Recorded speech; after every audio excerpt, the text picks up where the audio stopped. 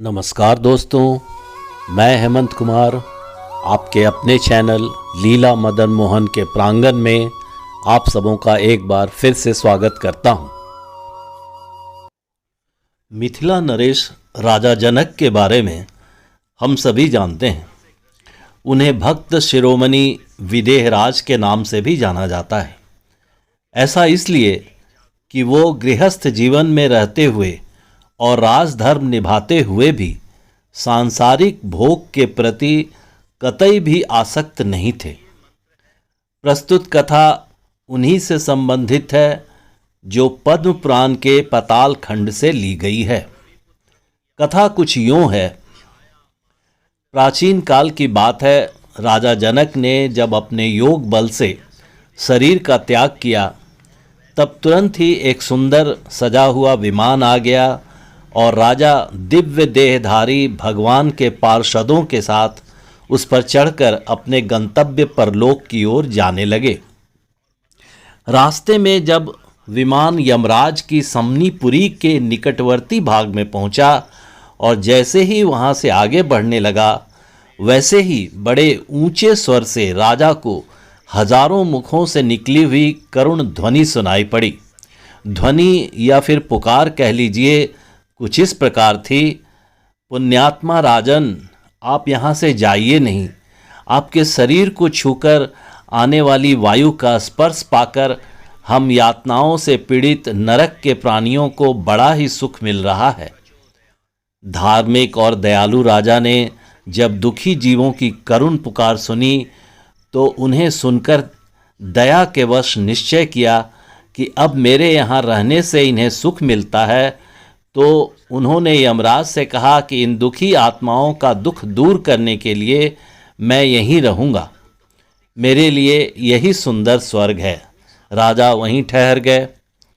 तब यमराज ने उनसे कहा, यह स्थान आपके लिए नहीं है। यह स्थान तो दुष्ट, हत्यारे, पापियों के लिए है।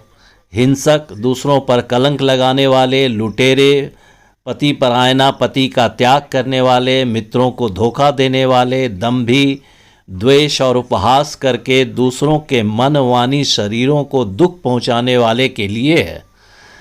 कभी भगवान नाम का स्मरण न करने वाले जीव ही यहाँ आते हैं और उन्हें नरकों में डालकर मैं भयंकर यातना दिया करता हूँ। तुम तो पुण्यात्मा हो, यहाँ से अपने प्राप्य दिव्य लोक में जाओ। जनक ने कहा, मेरे शरीर से स्पर्श की हुई वायु अगर इन्हें सुख पहुंचा रही है, तब मैं कैसे जाऊं? आप इन्हें इस दुख से मुक्त कर दें तो मैं भी सुखपूर्वक स्वर्ग में चला जाऊंगा। यमराज ने पापियों की ओर संकेत करके कहा, ये कैसे मुक्त हो सकते हैं? जिस जिस तरह के इन्होंने बड़े बड़े पाप किए हैं, उसी के अनुसार इन्हें नरक की विभिन्न यातनाओं को भोगना भी पड़ेगा। तुम यदि इन्हें वास्तव में इनको नरक से छुड़ाना चाहते हो, तो तुम्हें अपना पुण्य अर्पण करना होगा। तुम्हें पता होना चाहिए कि एक दिन प्रातःकाल शुद्ध मन से तुमने मर्यादा पुरुषोत्तम भगवान श्री रघुनाथ जी का ध्यान किया था और अकस्मात राम नाम का उच्चारण भी किया था। उसका जो पुण्य होता है, बस तुम अगर सिर्फ वही पुण्य इन्हें दे दो, तो इससे इनका उद्धार हो जाएगा। यह सुनते ही राजा जनक ने तुरंत सिर्फ वही पुण्य नहीं, बल्कि अपने जीवन भर का पुण्य दे दिया, जिसके प्रभाव से वे सारे प्राणी नरक यंत्रणा से तत्काल छूट गए तथा दया के समुद्र महाराज जनक का गुणगान करते हुए दिव्य लोक को चले गए। इसके बाद राजा जनक के मन में एक जिज्ञासा उत्पन्न हुई, जिसके समाधान हेतु उन्होंने धर्मराज से पूछा कि हे धर्मराज, आप कृपा करके यह बताएं कि जब धार्मिक पुरुषों का यहाँ आना ही नहीं होता, तब फिर मुझे यहाँ क्यों लाया गया है?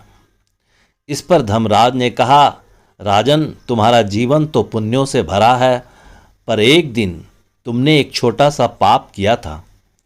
मैंने ऐसा कौन सा पाप किया था? राजा जनक ने पूछा। तब धर्मराज ने बताया कि एक दिन तुमने चरती हुई गौ माता को रोक दिया था। उसी पाप के कारण तुम्हें नरक का दरवाज़ा देखना पड़ा। अब तुम उस पाप से मुक्त हो गए हो और अभी किए गए पुण्य दान से तुम्हारा पुण्य और भी बढ़ गया है। तुम यदि इस मार्ग से ना आते तो इन बेचारों का नरक से कैसे उद्धार होता।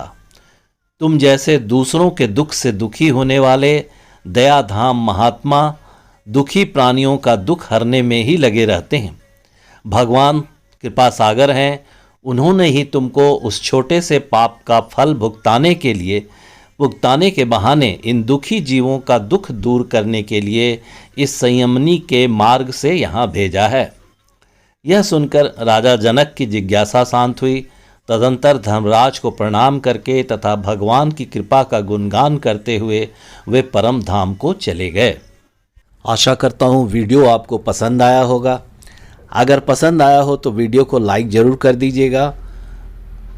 एक बात और, अगर आप इस चैनल पर नए हैं तो चैनल को सब्सक्राइब कर दीजिएगा और बेल आइकन को भी प्रेस कर दीजिएगा, जिससे मेरे नए वीडियो का नोटिफिकेशन वीडियो अपलोड होते ही आपको मिल जाए।